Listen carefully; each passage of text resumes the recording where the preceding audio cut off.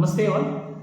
I am Dr. Nagaraj Kamath, working as Associate Professor in the Department of Kriya Sharira, Sri Dharmasthala Manjunatheshwara College of Ayurveda and Hospital, Hassan. In the meantime, I am working as a consultant in the respiratory and fever OPD of our hospital. Let us discuss something about bronchial asthma. So, bronchial asthma is usually defined as a condition in which the main sign and symptom is difficulty in breathing. The reason is usually the swelling or the inflammation of the respiratory tract, as well as there may be accumulation of the mucus. So these are the main definition of bronchial asthma.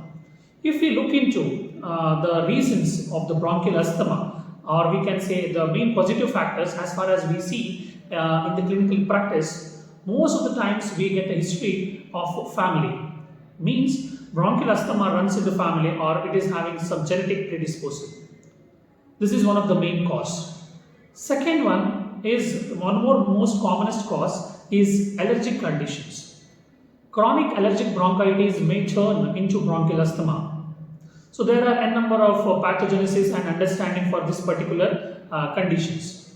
Usually in this scenario, the patient complains of regular itching in the eyes, nose, throat, dry cough, running nose or stuffy nose, and sometimes itching in any part of the body, which is usually the characteristic allergic manifestation. And when we see into the blood reports, definitely there will be raised eosinophil count as well as absolute eosinophil count. And we can see some allergic bronchitis changes in the X-ray as such.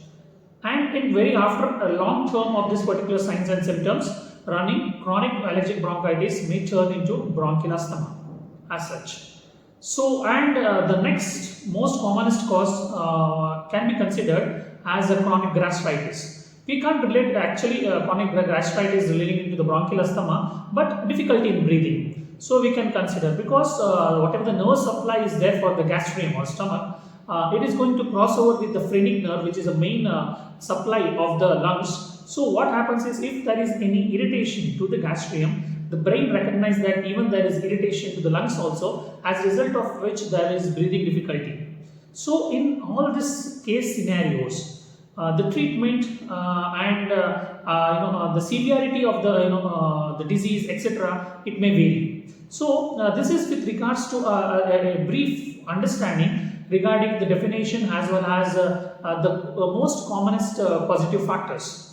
Definitely in Ayurveda, there are different lines of treatment. Number one is Shamana Chikitsa, which is told as subsiding the signs and symptoms as such.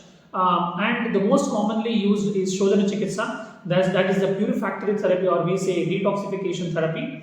So the clients or the health seekers who are having this problem of breathing difficulty, etc., they have to approach the Ayurveda consultant and they have to take the particular, depending upon the condition, they can take Shamana Chikitsa or the Shodhana Chikitsa.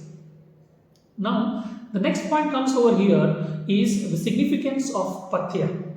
So, the do's and the don'ts. Because in Ayurveda, it is very much important. We say that 99% of the disease can be controlled only by Pathya, and 1% is the role of medications. And even if the medications are given properly, but the client is not able to follow the Pathya, then there is no use of those medications, or the medications become useless. So that is the significance of Pathya in Ayurveda. So let us understand few of the Pathyas which are very much essential in case of this bronchial asthma, or in Ayurveda which is called as Stamaka Shwasa. So first and foremost point is we have to keep our body warm. That's very, very important. The client has to keep the body warm either by properly wearing the jackets or the sweaters, and even by keeping cotton in the ears, and whenever necessary, mask has to be used, especially when there is a chance of exposure to dust, smoke, etc., which are the triggering factors. At this time, it is better to use mask. So this is the first point that has to be followed. Then the second point is how to drink hot water. So at least half liter of hot water has to be taken in a day. The best way is you take a container in which we can say thermos flask of around 500 ml, fill it in the morning with the hot water. By end you finish it off by taking sip by sip now and then. So this will help whatever the kapha that is being accumulated, to take it out, it will be helping. And the third important regimen that can be followed is salt water gargling.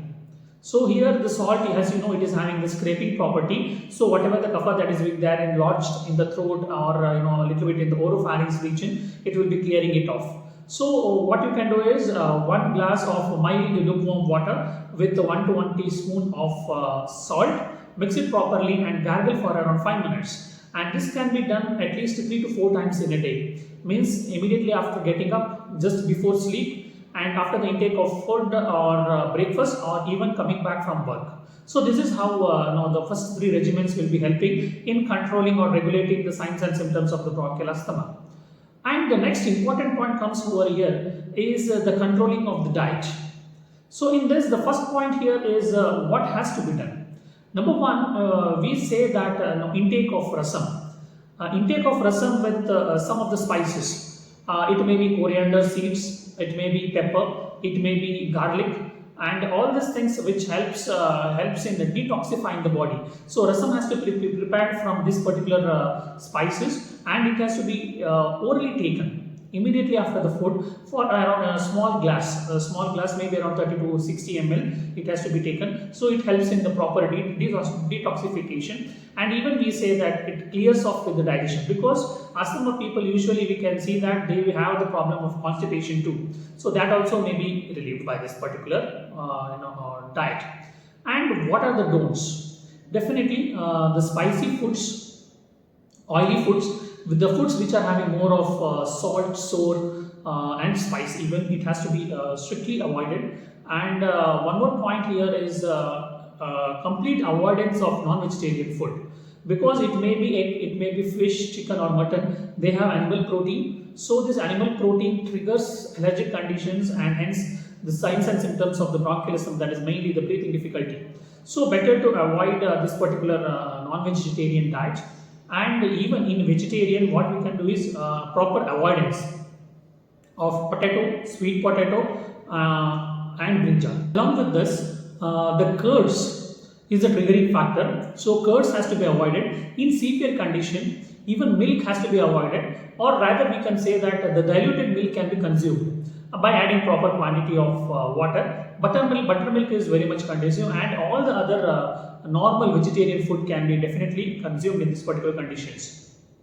And especially in the winter season or in the rainy season, the clients who are having frequent attacks of bronchial asthma, they can avoid fruits in these seasons. So we have to maintain proper nutrition also and avoid the triggering factors also in case of bronchial asthma. So I would suggest strongly that in case of bronchial asthma, the clients can come to Ayurveda hospital and they can take Shodhana therapy or purifactory therapy, the total body detoxification at least once in a year. Usually asthma triggers just before the rain or just before the winter season. So at this particular time, if they get admitted and take Panchakarma therapy, it will be very much beneficial. And most important, as I said, that lifestyle changes, the regimens that are being told, it is very much important, and that has to be followed first, so that medicine will act in a much more better way.